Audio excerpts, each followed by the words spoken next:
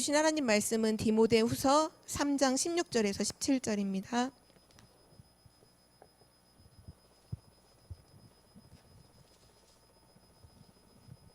디모데후서 3장 16절에서 17절 우리 두 절을 함께 한 목소리로 합독하겠습니다. 모든 성경은 하나님의 감동으로 된 것으로 교훈과 책망과 바르게 함과 의로 교육하기에 유익하니 이는 하나님의 사람으로 온전하게 하며 모든 선한 일을 행할 능력을 갖추게 하려 함이라. 아멘. 오늘 말씀의 제목은 하나님의 말씀인 성경입니다.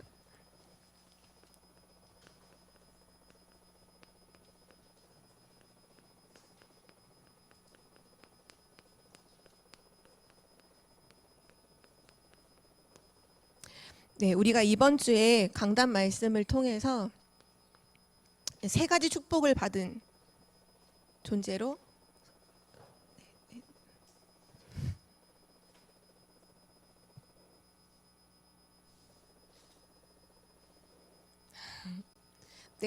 강단 말씀을 통해서 우리가 왕의 축복, 그리고 제사장의 축복,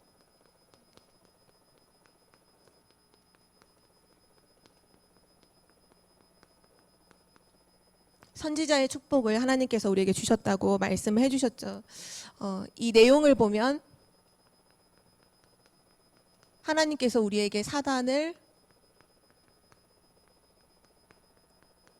꺾는 권세로 이 왕의 축복을 누리도록 하셨고, 또 저주에서 해방시키는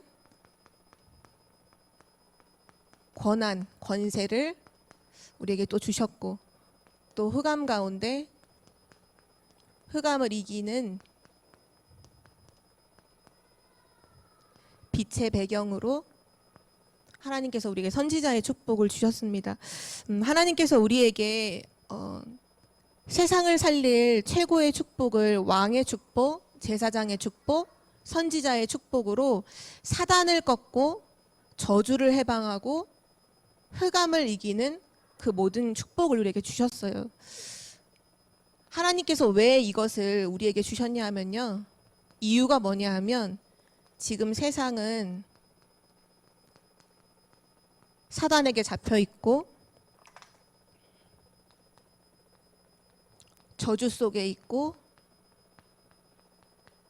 흑암 가운데 있기 때문이에요.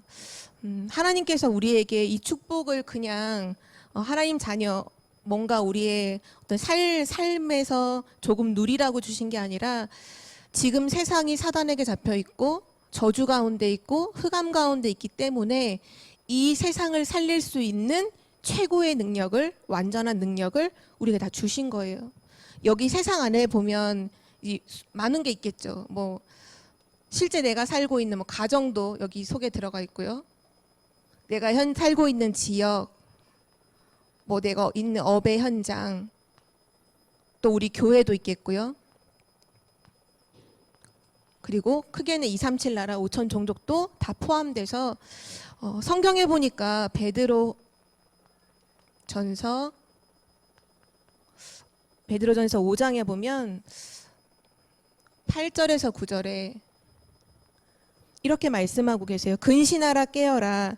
너희 대적 마귀가 우는 사자같이 두루다니며 삼킬 자를 찾나니 너희는 믿음을 굳건하게 하며 그를 대적하라. 이는 세상에 있는 너희 형제들도 동일한 고난을 당하는 줄 알미라. 지금 사단이 우는 사자처럼 돌아다니면서 삼킬 자를 찾고 있다고 분명히 성경은 말씀하고 있거든요. 그곳이 나 개인의 나일 수도 있고 뭐 가정일 수도 있고 모든 현장이 여기 속해 있겠죠. 그래서 우리는 항상 이 부분이 있다는 것을, 지금 사단이, 우리 대적이 역사하고 있다는 것을 사실을 알고, 그걸 진짜로 알면 이 축복이 얼마나 사실적이고 또 대단한 축복인지 알 텐데, 실제로 우리는 평상시에 이것을 간과하고 살아요. 그러니까 잊어버리고 살아요. 그러니까 어떻게 하냐 하면 실제적인 어떤 문제가 오거나 어떤 눈에 보이는 상황이 있잖아요. 아, 이건 진짜 사단의 역사구나라고 느낄 만큼의 어떤 상황이 벌어지면 그때서야 흑암을 꺾어요. 하나님께서 우리에게 주신 이 축복은 이미 우리 강단 말씀에도 나왔지만 세상 임금이잖아요.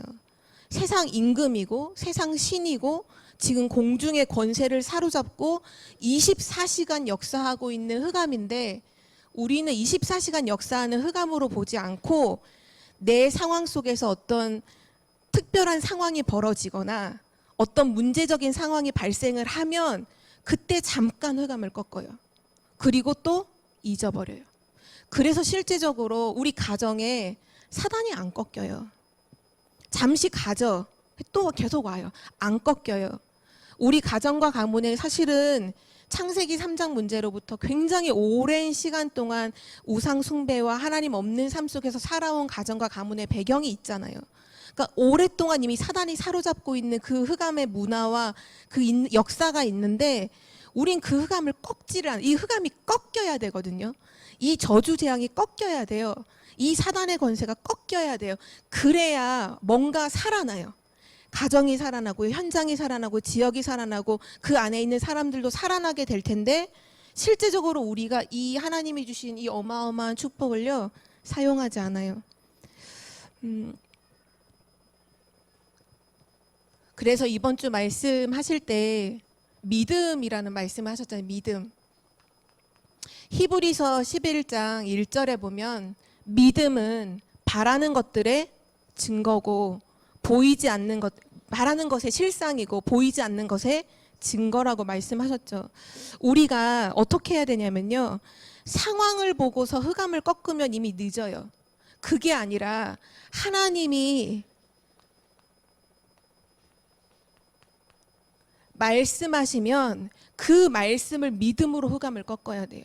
아, 하나님이 지금 237 나라 5천 종족을 살리고 전 세계 복음할 우리에게 이 축복을 주셨구나. 왜 주셨을까? 지금 사단이 역사하고 있다는 거구나. 지금 저주와 재앙이 있구나. 지금 어두움, 흑암이 있구나. 그러면 이 하나님의 말씀이 선포됐을 때 지금 내 눈앞에 우리 가정의 흑암의 역사가 보이지 않는다고 해도, 지금 내가 사는 지역에 뭔가 사단의 역사로 엄청난 일이 생기지 않는다고 해도 이 말씀을 믿고 흑암을 꺾는 거예요. 그래야 흑암이 진짜로 꺾이는 거죠. 우리가 얼마 전에 그 광주에서 일어난 사건 알잖아요. 그 건물을 이제 무너뜨리려고 하다가 그게 이제 버스 정류장으로 건물이 이렇게 넘어지면서 그 버스를 덮치는 사건을 우린 보죠. 어쩌면 우리는 늘 그런 사건을 눈으로 보면 그때서 흑암을 꺾는 것 같아요. 늘 우리 상황 속에서 흑암이 역사를 이미 해놓으면 그때서 이제 흑암 꺾는 권세를 사용하는데, 사실은 그게 아니라 하나님이 말씀하실 때, 지금 성경에 보면 이 말씀 진짜 많이 나오잖아요. 사단을 귀신을 내쫓는 권세를 주었노니 뱀과 정갈을 밟으며 모든 원수의 능력을 제어할 권능을 주었다. 성경에 누누이 흑암을 꺾는 권세와 능력과 그 역사들이 엄청 많이 기록되어 있는데, 그렇다는 건 뭐냐 하면 실제 세상이 온통 이거라는 거잖아요. 그렇다면 우리가 이 사실을 진짜로 알고 하나님 말씀하실 때 진짜 흑암을 계속 꺾어야 돼요. 눈에 보이지 않아도. 우리가 왜 간과하냐면 눈에 안 보이기 때문에 간과하는 거예요. 사단이 눈에 보이면 안 꺾겠어요? 눈에 있으면 쫓지 않겠어요? 근데 눈에 안 보인다는 이것 때문에 우리가 이 부분을 진짜 많이 놓쳐요. 그리고 문제가 터지면 그때 잠깐 사용하고 또 잊어버려요. 그게 아니라 하나님이 지금 우리에게 이 축복을 주셨다는 것이 그냥이 아니라 지금 사단의 역사가 분명히 있구나. 이 사실을 정말로 기억하고 정말로 말씀하실 때 믿음으로 이거를 사용하는 증인들 되시길 바라고요. 또 이번 주 말씀하실 때 하나님의 말씀이 결국 내게 편집되어야 하잖아요. 그래야 우리가 실제적으로 그거를 내 것으로 가지고 지속해서 누릴 수 있는데, 이번 주 강단 말씀을 보니까 여기에 대한 성경 구절들을 정말 많이 말씀해 주셨거든요. 근데 우리는 거의 듣고 그냥 구절만 적어놓고는 실제 성경을 찾아보지 않잖아요. 실제 이 말씀이 나왔다면 이번 주 이 흑암을 꺾는 부분, 사단을 꺾는 이 귀신을 내어쫓는 이런 부분에 대한 모든 말씀 구절들을 한번 찾아서 정리를 한번 해보세요. 성경 구절을 내가 정리를 하는 거예요. 한 구절 한 구절. 그게 정리하는 게 내게 편집되는 거예요. 그리고 정리했다면 그 말씀 성구를 가지고 한 구절씩 하루에 하나라도 좋으니까 깊이 묵상하세요. 그게 말씀이 편집되는 거예요. 말씀은 그냥 편집되는 게 아니고요. 하나님이 말씀하실 때 그게 말씀들로 내게 정리가 돼야 돼요. 그게 성경 구절들로 내게 정리가 되어서 실제 그것이 묵상되어질 때 반드시 묵상된 거는요, 기도로 연결이 돼요. 그게 사용하는 거예요. 그래서 오늘 서론으로 먼저, 오늘 사실 하나님의 말씀이 성경에 대한 말씀인데요. 이 성경 안에 담겨져 있는 중요한 핵심 내용이 여기에 대한 내용이어서 오늘 서론으로 다시 한번 강단 말씀을 조금 이렇게 붙잡고 전달을 해드렸는데요. 실제적인 영적인 싸움이 시작되지 않으면 현장은 변화되지 않아요. 정말 우리 가정에 누구 한 명이 진짜 영적인 사실을 깨닫고 영적 싸움을 시작하지 않는 한 가정의 흑암은요 계속 역사가 돼요. 문제가 계속 반복돼요. 누군가가 한 명이 눈치를 채고 난 끝까지 사단과 싸우겠다 하는 그 결단하는 사람이 나올 때 비로소 흑암이 무너지는 거예요. 성경에 보면 바벨론 포로 시대에 다 우상 숭배하고 있을 때 뜻을 정했던 사람들이 있잖아요. 아마 그 시대에 우상 숭배하지 말아야지라는 생각을 갖고 있던 사람이 많이 있을 거예요. 그러나 뜻을 정하진 않아요. 그런데 다니엘과 세 친구는요, 뜻을 정해요. 거기 뜻을 정했다는 건 뭐냐? 자기 인생을 거기에 걸겠다는 거예요. 난 우상 숭배하지 않는 걸로, 나는 사단과 싸우는 걸로 내 인생을 걸겠다. 그 사람 나오면요, 흑암은 완전히 꺾여요. 그때부터 하나님의 역사는요, 시작되는 거예요. 그래서 우리가 237 나라 5천 종족, 중요한 치유의 현장, 또 서밋의 현장을 우리가 살려야 하는데 가장 먼저 있어야 하는 것이 이 축복을 가지고 실제로 흑암을 꺾는 거예요.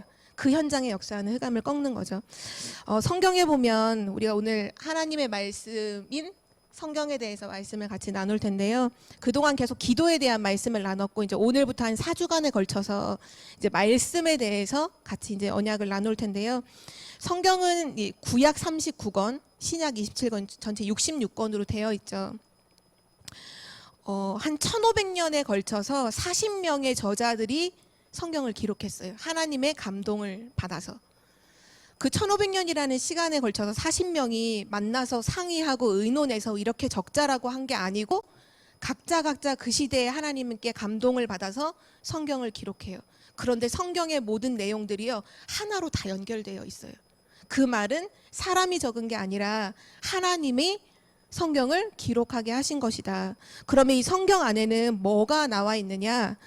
인생의 근본 문제가 무엇이며 인생의 근본 해답이 무엇인지가 성경 안에 다 답이 들어있죠. 그리고 나서 중요한 부분이 뭐냐 하면 성경에 담겨있는 중요한 말씀의 내용이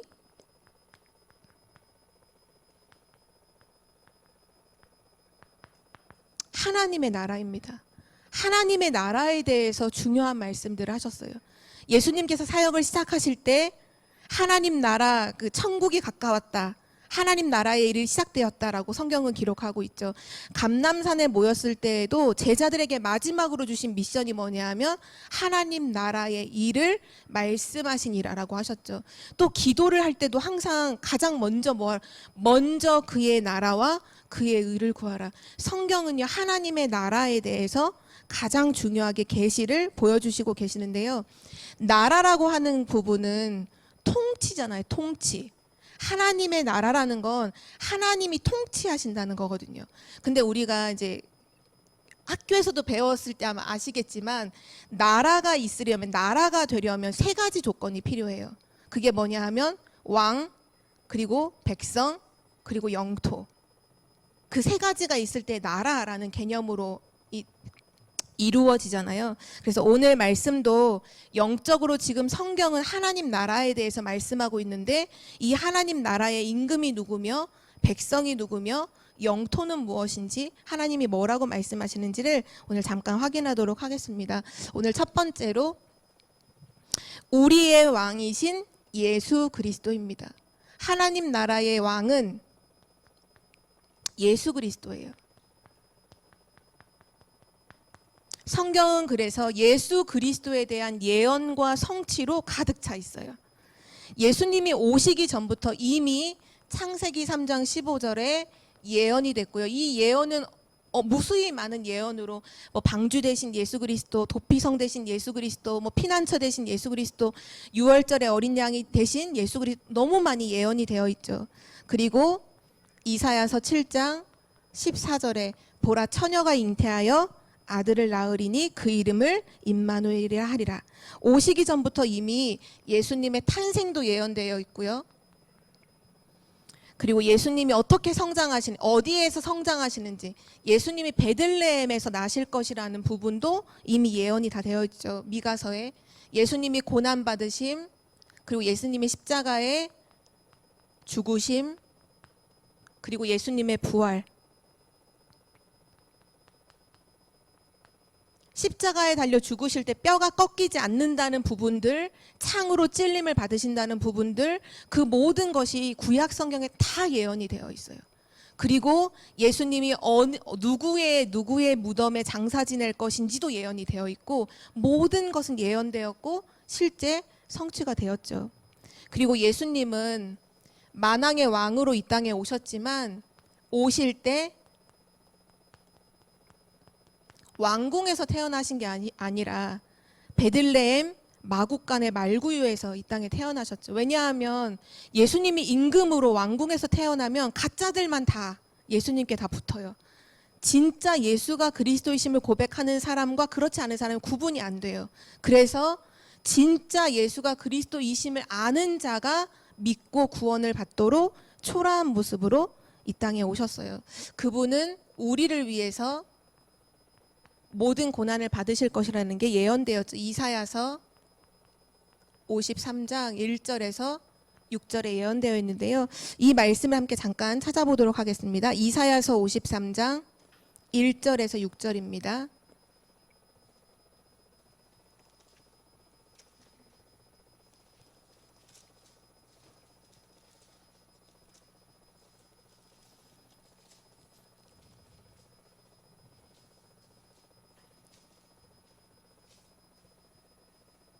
예수님이 오시기도 훨씬 전에 이사야 선지자를 통해서 예언하신 우리를 대신해서 고난 받으실 거에 대한 말씀인데요. 1절부터 6절까지 한 절씩 교독하겠습니다. 우리가 전한 것을 믿지 누가 믿었느냐? 여호와의 팔이 누구에게 나타났느냐?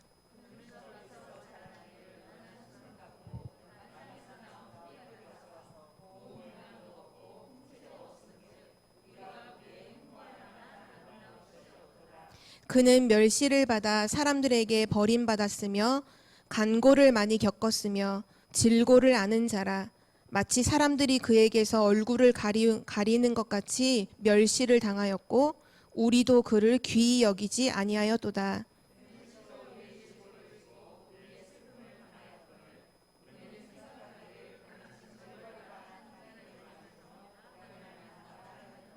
그가 찔림은 우리의 허물 때문이요 그가 상함은 우리의 죄악 때문이라. 그가 징계를 받음으로 우리는 평화를 누리고 그가 채찍에 맞음으로 우리는 나음을 받았도다.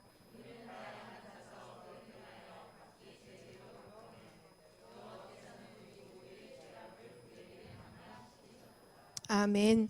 그리스도께서 이미 우리를 위해서 고난을 받으시고 그의 고난 받으심이 우리에게는 평안이 되고 평화가 되고 나음이 되고, 성경에는 또 이것뿐만 아니라 그리스도의 죽으심과 부활도 예언이 되어 있어요. 고린도전서 15장 3절에서 4절까지 보면 그는 성경대로 죽으시고 성경대로 부활하사라고 말씀하고 계시고, 또 성경은 예언하고 있죠. 예수 그리스도가 심판주로 다시 오실 것이다. 그래서 사도행전 1장 11절에 보면 하늘로 올려가신 그대로 다시 오시리라. 이와 같이 성경은 예수님에 관한 기록으로 모든 것이 기록되어 있어요. 그래서 요한복음 20장 31절에 보면 이렇게 고백하고 있죠. 오직 이것을 기록함은, 이 성경을 기록함은 너희로 예수께서 하나님의 아들 그리스도이심을 믿게 하려 함이요 또 너희로 믿고 그 이름을 힘입어 생명을 얻게 하려 함이니라. 하나님께서 성경을 기록하심은 우리로 하여금 우리의 왕이신 만왕의 왕이신 예수 그리스도를 믿고 생명을 얻게 하시려고, 이 이름을 힘입어서 생명을 얻게 하시려고 우리에게 성경을 기록하셨습니다. 그래서 성경은 예수 그리스도에 대한 말씀이 가득하고요. 그리고 나서 이 하나님 나라의 백성이 누구냐? 왕의 백성이 누구냐? 바로 예수 그리스도를 믿는 성도들이 왕의 백성이죠. 여기에 대한 기록이 성경에는 기록되어 있습니다. 요한복음 1장 12절. 영접하는 자 곧 그 이름을 믿는 자들에게는 하나님의 자녀가 되는 권세를 주셨으니, 예수님을 영접하는 자가 하나님의 자녀입니다. 우리는 이미 이거를 너무나 많이 들었기 때문에 이게 막 엄청나게 다가오지 않을 수 있는데요. 불신자에게는 어마어마한 메시지예요. 예수 그리스도를 믿음으로 하나님의 자녀가 된다는 건 어마어마한 거. 왜냐하면 불신자들의 생각으로는 뭔가 열심히 해야 되고 노력을 해야 되고 내가 뭔가를 해야만 얻을 수 있는 게 구원이라 생각하는데, 성경은 그렇게 말하지 않고 있거든요. 예수 그리스도를 믿음으로, 믿는 것만으로 하나님의 자녀가 된다. 성경은 분명하게 기록하고 있고요. 이것뿐만 아니라 로마서 10장 13절에 누구든지 주의 이름을 부르는 자는 구원을 받으리라.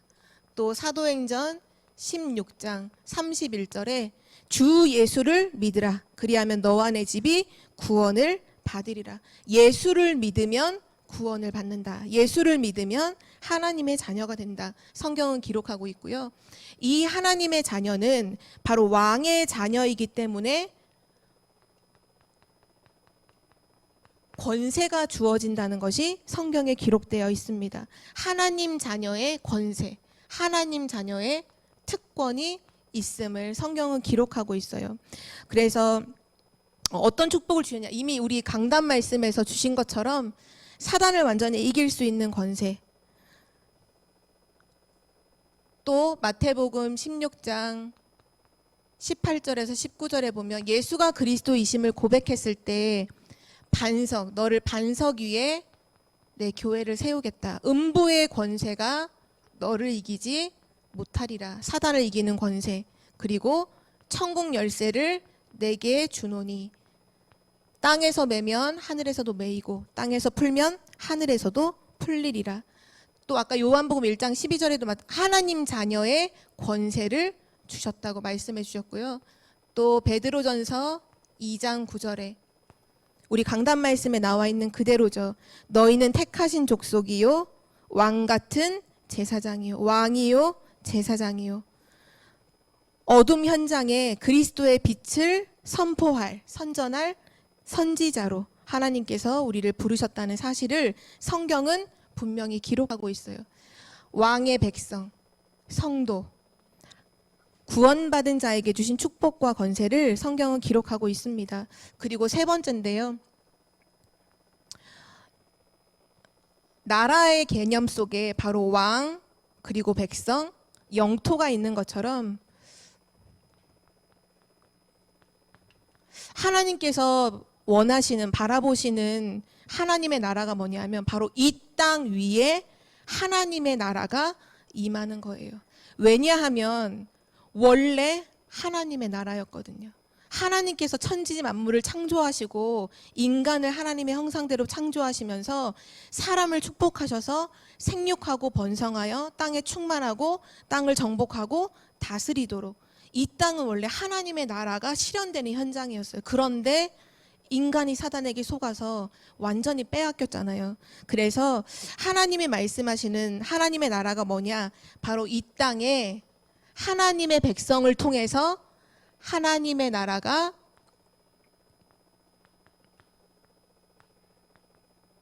실현되는 것. 이것이 성경에서 밝히고 있는 우리의 미션이고 사명입니다. 하나님의 백성들을 통해서 하나님 나라가 실현되는 것, 그러기 위해서 중요한 부분이 있는데 그게 뭐냐 하면 바로 영적인 전쟁이 있다는 거예요. 왜냐하면 이 세상의 임금이 사단이기 때문이죠. 이 세상의 신이 지금 사단이기 때문이죠. 그래서 사단과의 영적인 전쟁, 사단과의 영적 싸움이 있다는 것을 성경에서만 밝히고 있어요. 세상은, 사람들은 이 세상의 문화를 그냥 따라가잖아요. 그런데 우리는 알아요. 아, 이게 아니구나. 하나님의 나라가 이 땅에 이루어져야 되고, 하나님의 나라가 이 땅에 이루어지기 위해서 영적 싸움이 반드시 필요하구나. 성경은 그것을 처음부터 밝히고 있습니다. 원래 하나님이 주신 축복이었는데 창세기 3장 문제를 통해서 사단이 인간을 실패시키고 승리를 하죠. 사단의 승리. 사단이 승리함으로 당연히 인간은 실패한 인생이 되었고 사단의 종이 되었어요. 사단의 노예가 되었어요. 그때부터 모든 고통과 고난이 인간에게 찾아왔어요.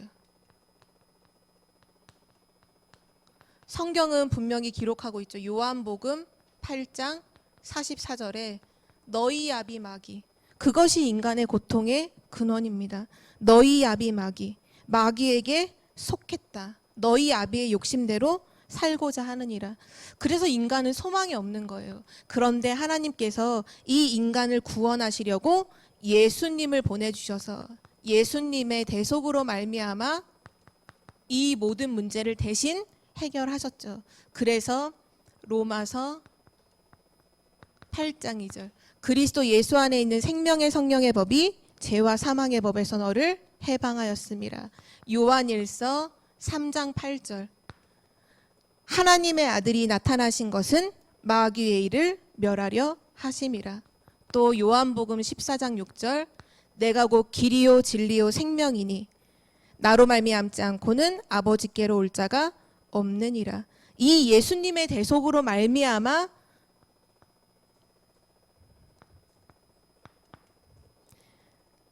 성도에게 예수님의 승리가 주어지게 되었어요. 이 영적인 전쟁이 가능한 이유가 뭐냐 하면 우리가 만약에 인간이 하나님을 떠나 있는 상태 속에서 이 실패 속에서 사단과의 영적 싸움이 되지 않아요. 그리스도의 대속으로 말미암아 구원을 받은 자에게 비로소 시작되는 영적인 싸움이 바로 사단과의 영적인 싸움입니다. 하나님의 자녀만 할 수 있는 싸움이에요. 하나님의 자녀가 싸우기만 하면 100% 승리하는 싸움이죠. 하나님 자녀 아닌 사람이 영적 싸움 할 수 없을 뿐더러 해도 100% 져요. 사단에게 100% 당해요. 왜냐? 이미 사단에게 잡혔기 때문이죠. 그래서 이제 성도에게, 아까 왕의 백성이라고 했죠. 왕의 자녀, 성도에게 이 예수님의 승리가 와 있음을 성경은 기록하고 있습니다. 그게 이번 주 우리 강단 말씀에서 다 주셨던 구절들이 바로 여기에 속해요. 마가복음 다시 한번 확인을 해보면요. 마가복음 3장 15절, 귀신을 내어 쫓는 권세도 있게 하려 하심이라. 또 마태복음 10장 1절 말씀, 제자들을 부르시면서 이렇게 말씀하신 건데요. 예수께서 그의 12제자를 부르사 더러운 귀신을 쫓아내며 모든 병과 모든 약한 것을 고치는 권능을 주시니라. 귀신을 내어 쫓는 권능만 주신 게 아니라 모든 병과 약한 것도 고치는, 치유하는 권능을 성도에게 주셨어요. 그래서 우리가 이번에 원단 말씀 때 영적 의사라고 말씀하시면서 이미 치유하는 권세를 주셨다라고 말씀하셨거든요. 그래서 영적인 의사라고 하셨어요. 그게 바로 하나님 자녀에게 주신 축복이에요. 마태복음 10장 1절에 분명히 기록되어 있고요. 그리고 또 누가복음 9장 1절에도 기록되어 있는데요. 누가복음 9장 1절, 예수께서 12제자를 불러 모으사 모든 귀신을 제어하며 병을 고치는 능력과 권위를 주시고, 위로부터 하나님이 우리에게 주셨다는 거예요. 병을 고칠 수 있는 능력과 귀신을 제어하는 능력을요.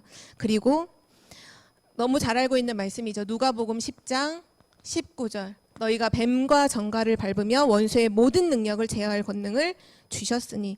그리고 이제 중요한 말씀이 야고보서 4장 7절 말씀입니다. 그런즉 너희는 하나님께 복종할지어다. 마귀를 대적하라. 그리하면 너희를 피하리라. 마귀를 대적해야 돼요. 반드시 싸워야 돼요. 그냥 뭐 있으면 되겠지가 아니라 마귀를 대적해라. 그러면 피하리라. 우리는 하나님 앞에서 이 말씀들을 두고서 조용히 묵상하며 정말 질문해야 되는 것 같아요. 왜 하나님께서 우리에게 이것을 말씀하실까? 왜 성경은 이렇게도 무수히 많이 이 권능을 주었다고, 권세를 주셨다고 왜 기록하고 말씀하고 계실까? 그런데 왜 내 현장은 변화되지 않고 왜 살아나지 않고 있나? 진짜 질문을 해봐야 돼요. 제가 이 말씀을 이렇게 준비를 하면서 한 글을 읽게 됐거든요. 오늘 그 얘기를 좀 전달해주고 싶어요. 기도수첩에 나와 있는 글이에요. 아마 읽으신 분들도 있을 거예요. 기도수첩에 이달의 도서라고 해서 산비라고 하는, 산에 내리는 비라는 그 도서를 추천을 해서 글이 써 있거든요. 제가 그 글을 읽으면서 정말 많이 감동과 그렇구나라는 뭔가 그런 부분들을 얻게 되었어요. 근데 오늘 말씀과 좀 연결이 되는 부분이 있어서 좀 전달을 해드리면요. 여기 나오는 사람이 누구냐면 제임스 프레이저라고 하는 중국의 선교사, 그러니까 영국 사람인데 중국으로 파송받은 선교사예요. 프레이저, 제임스 프레이저라는 사람이죠. 영국인이고 이 사람이 어떻게 이제 중국 선교사로 가게 됐냐면 굉장히 유능한 대학생이었어요. 대학생이고 이제 학교를 거의 졸업할 때가 되었고 피아노 치는 실력이 거의 연주회를 할 만큼, 독주회를 할 만큼 피아노도 잘 치는 되게 인정받고 촉망받고 미래가 환한 그런 사람이었죠. 근데 어느 날 자기가 학교에 있다가 도서관에 있는데 친구가 전단지를 하나 딱 준 거예요. 근데 거기에 있는 글이 이 친구의 마음을 잡았는데 며칠 동안 계속 고민을 하는 거죠. 그 글이 뭐였냐면 너의 인생을 하나님 앞에 드려야 되는 것이 아니냐. 너의 밝은 미래를 보다 더 나은 미래가 하나님의 손에 있는데 너의 인생을 하나님 앞에 드리는, 정말 네가 죽음으로 인해서 수많은 사람들이 사는 그런 인생을 살아야 되지 않겠느냐라고 하는 선교사를 모집하는 그런 전단이었어요. 근데 이 친구가 그걸 계속 하나님의 음성으로 듣고 며칠 동안 고민을 하다가 자기의 미래가 너무 밝아요. 너무 이미 탄탄대로가 돼 있는 그 모든 것들을 다 포기하고 선교사로 파송받기를 이제 자원을 해서 가게 되죠. 근데 어디로 가냐 하면 그것도 거의 중국의 거의 변방 산 꼭대기에 있는 그런 부족으로 들어가게 돼. 그게 뭐니? 리수족이라고 하는 부족으로 들어가요. 한 번도 복음이 증거된 적이 없는, 모든 집집마다 신주단지를 다 모시고 다 우상숭배한 듯 찌들어 있는 그런 현장으로 들어가는데, 여기서 이제 뭐라고 기록을 해놨냐 하면 이 사람이 거기서 복음을 증거하는데 외국인으로서 이제 들어갔으니까 당연히 사람들이 호기심이 많겠죠. 복음을 증거하는데 사람들이 처음에는 좀 호기심을 보이다가 이제 다 돌아서요. 가장 이 사람을 힘들게 했던 게 뭐냐 하면 그 지역의 뿌리 깊은 흑암의 문화였어요. 그 뭐라고 얘기가 딱 나오냐 하면 거기에 이제 자녀가 4명 있는 한 가정이 예수님을 믿고 구원을 받아요. 근데 그 구원받은 지 얼마 안 돼서 막내 아들이 병이 드는 거죠. 근데 병이 들었는데 치료가 안 되는 거예요. 그때 이 부모가 어떻게 하느냐, 그 마을을 관장하고 있는 점쟁이를 불러서 구술하는데 점쟁이가 너 이 마을 신에게 제물을 드려야지 이 아들이 산다. 그래서 제물을 드린 거예요. 근데 아들이 진짜 살았어요. 병이 치료가 됐어요.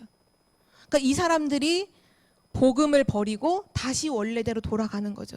근데 얼마 못 가서 어떤 일이 일어나느냐, 그 자녀 중에 4명 중에 셋째가 귀신이 들리고, 넷째는 다시 병이 나서 또 병들어 죽고, 둘째 며느리는 자살을 해서 죽고, 그 마을에 어떤 소문이 퍼지느냐, 이 사람들이 우리 조상의 신, 우리 여기 원래 마을에 원래 있던 우상을 버리고 신을 버리고 다른 신을 섬기다가 이렇게 됐다라는 말이 막 온 소문이 퍼지는 거예요. 또 이 사람을 가까이에서 돕는 한 사람이 이제 또 제자가 한 명이 나왔어요. 그 마을에서. 잘 신앙생활을 하는 줄 알았는데 그 친구를 통해서 또 가족이 영접을 하고 다 구원을 받아요. 근데 또 얼마 못 가서 가정에 큰 문제가 생긴 거예요. 근데 또 무당을 불러서, 점쟁이를 불러서 그 주술을 하고 이걸 하는데 그 문제가 또 해결이 돼요. 그 사람들이 갖고 있던 신앙 서적과 성경책을 다 불태워버려요. 다시 원래대로 돌아가는 거죠. 이런 모습을 보면서 이 프레이저라는 선교사가 어떻게 하냐면 밤마다 이제 고민이 되는 거예요. 내가 여기를 하나님의 말씀을 부르심을 받고 왔는데 내가 혹시 억지로 온 건가? 내가 막 오고자 나 혼자 내 힘으로 하나님 보내시지도 않는데 온 건가? 왜 내 기도에는 응답이 없지? 내가 벌써 중국에 들어온 지 5년이나 지났는데 왜 아무런 변화가 없지? 매일 밤마다 의심과 그 짓누름이 자기를 너무 힘들게 하는 거죠. 심지어는 자살을 하고 싶을 만큼. 그런데 그러한 때에 그 오지로 하나의 책자가 영국에서부터 배달이 와요. 그게 뭐냐 하면 승리자라고 하는 작은 책자였어요. 근데 거기에 뭐라고 써 있느냐, 이렇게 써 있었어요. 그 잡지에는 악한 자의 세력에서 구원받는 길은 십자가를 근거로 해서 단호하게 저항하는 것뿐 그거가 아니고는 빠져나올 수 없다. 악한 자의 세력에서 구원받을 수 있는 것은 십자가, 그리스도를 붙잡고 강하게 대항해야 된다, 대응해야 된다라고 써 있었어요. 그리고 그 사람이 이걸 붙잡아요. 야고보서 4장 7절의 말씀을 붙잡아요. 마귀를 대적해라. 그리하면 피하리라. 이거를 언약을 붙잡고 이 사람이 그날부터 사단을 결박하기를 시작해요. 근데 사단을 결박하기 시작하는데 서서히 자기를 짓누르던 그 절망이 사라지는 거죠. 이 사람이 복음 증거하는 것도 증거하는 거지만 계속 흑암을 묶어요. 흑암의 권세를 계속 묶는 기도를 계속 하는 거예요. 그러면서 자기가 있는 영국에 계속 기도 후원자들을 찾아내요. 정말 기도해라. 흑암 꺾는 기도를 해줘라. 그래서 수많은 기도 후원자들을 막 찾아요. 다른 거 돈 보내는 거 하나 필요 없고 기도의 후원자들을 막 찾기 시작해요. 이 사람이 깨달았어요. 뭘 깨달았냐면요. 선교는 설득이나 어떤 이론으로 되는 것이 아니라 한 명의 영혼을 구원하는 데는 하나님의 은혜가 아니면 절대로 안 되는구나. 그리고 가족이 믿는다고 영접하고 돌아온다고 해도 그 가정에 어떤 한 사람이 정말 결단을 하고 그 가정과 가문의 오래된 우상과 그 흑암을 꺾는 사명자로 일어서지 않는 한 다시 다 원래대로 되돌아간다는 걸 이 사람이 깨달아요. 그래서 이 사람이요, 진정한 변화는 강한 자를 결박하지 않고는 변화가 일어날 수 없구나. 그거를 깨닫고 하나님 앞에 자기 인생을 드리기로 완전히 뜻을 정해요. 리수족에 있는 수많은 사람들의 영혼을 구원하기 위해서 하나님, 내 인생을 하나님께 드리겠습니다. 내가 영적 싸움 하는데 내 인생을 드리겠습니다라고 하나님 앞에 이면 계약을 딱 체결을 하고 기도를 시작하는데 하나님이 이 사람에게 믿음을 주세요. 그래서 이 사람이 크게 변화된 건 없었지만 이미 하나님이 응답하셨다, 이미 흑암은 꺾였다라는 걸 믿고 조금씩 다시 복음을 증거하기 시작해요. 근데 신기하죠? 그때부터 천천히 문이 열리기 시작하는 거예요. 카렌, 거기가 이제 그 리수족이 미얀마 거의 근방이거든요. 국경 가까이에 있는데 거기서 카렌족 어떤 한 청년이 진짜 그 디모데 같은 그런 제자로 세워져서 그 사람을 돕게 되고, 본국에 이 사람을 돕는 기도의 후원자가 엄청 많은 기도의 후원자들이 생겨요. 결론을 얘기하면요, 지금 현재 리수족 공동체가 80만 명이에요. 인구가 80만 명. 70%가 기독교인들이에요. 이 한 사람의 선교사를 통해서.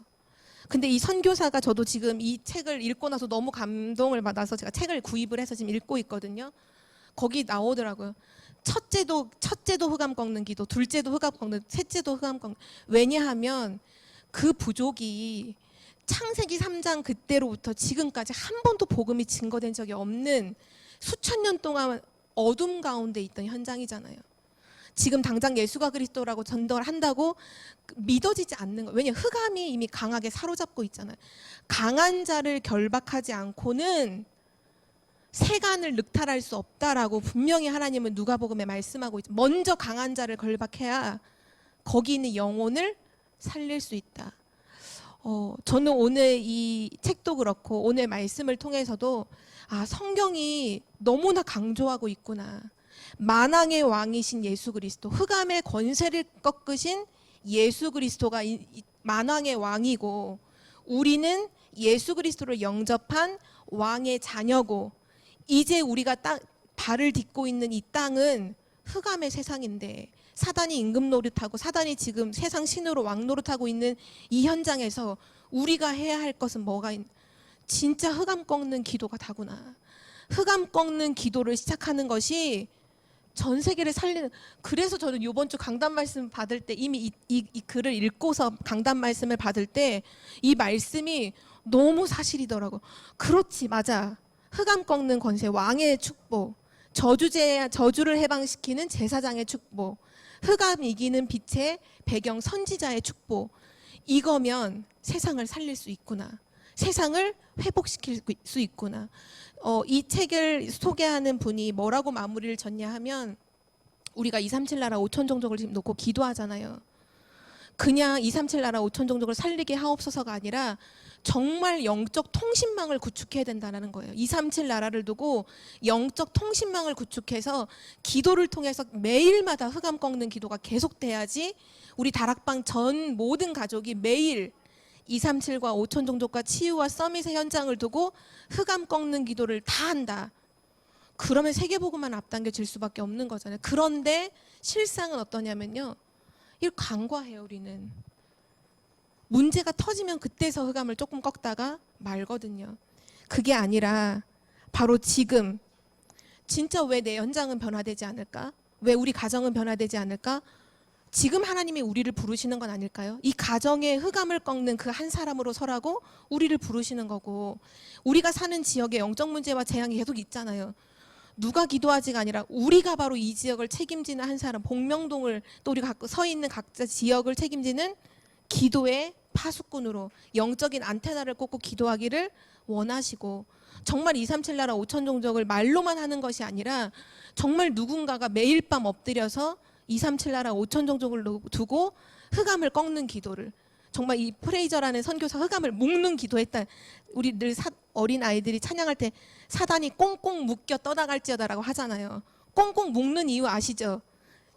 그 죄인을 옛날에 포박할 때 보면 꽁꽁 묶잖아요. 줄로 이렇게 움직이지 못하도록, 사단이 손끝 하나 움직이지 못하도록 묶는 기도를 실제로 해야 된다는 거죠. 그것이 성경에서 하나님이 강조하고 있는 말씀이에요. 예수 그리스도, 구원받은 성도, 그리고 이 땅에 하나님 나라가 이루어지도록 하는 것, 반드시 승리하게 될 줄 믿습니다. 마지막 결론이고요. 이 땅에 하나님의 나라가 임할 때 하나님이 이 땅을 다스리십니다. 하나님이 이 땅을 통치해 주세요. 우리 가정에 하나님 나라가 실현될 때 우리 가정을 하나님이 통치해 주세요. 내가 일하고 있는 직장 현장에 하나님 나라가 임할 때 하나님이 나의 직장을 통치하고 다스리십니다. 그래서 다른 것이 없어요. 매일 우리가 저는 오늘 그런 묵상이 되더라고. 매일 아침에 눈을 뜨자마자 고백해야겠다. 예수는 그리스도, 만왕의 왕. 오늘 이 땅의 왕은, 오늘 내가 가는 모든 현장의 왕은 그리스도이십니다. 그리고 나는 왕의 자녀, 하나님의 자녀입니다. 하나님, 오늘 이곳에 하나님 나라가 실현되게 하옵소서, 임하게 하옵소서. 정말 매일 그냥 기도가 아니라 정말 실제적인 기도를 시작해야겠구나라고 결단이 되더라고요. 정말 하나님께서 우리에게 원하시는 거라 생각해요. 실제적인 기도, 실제적인 영적 통신망을 구축해야 돼요. 영적 통신망을 세워야 돼요. 우리가 그냥 나는 영적 파수꾼이라고 말할 게 아니라, 정말 영적 파수꾼인데 영적 통신망이 없는 파수꾼은 있으나 마나잖아요. 그건 있으나 마나한 거잖아요. 정말 영적인 통신망을 구축해서 정말 기도가 계속 되어지는 그러한 영적인 파수꾼으로 현장에 서는 것이 하나님의 계획이며 하나님이 원하시는 것임을 다시 한번 확인하게 됩니다. 그래서 눈에 보이지 않더라도 말씀을 약속으로 붙잡고 실제 흑암을 꺾는 그 한 사람. 말씀, 하나님의 말씀을 그렇다. 하나님의 말씀이 사실이다. 눈에 보이는 게 사실이 아니라 하나님이 지금 세상이 흑암이라고 하면 세상은 흑암이구나. 말씀이 사실이다. 말씀을 붙잡고 실제 영적 통신망을 구축하여 흑암을 꺾는 그런 한 사람으로 서시기를 기도합니다. 하나님 감사합니다.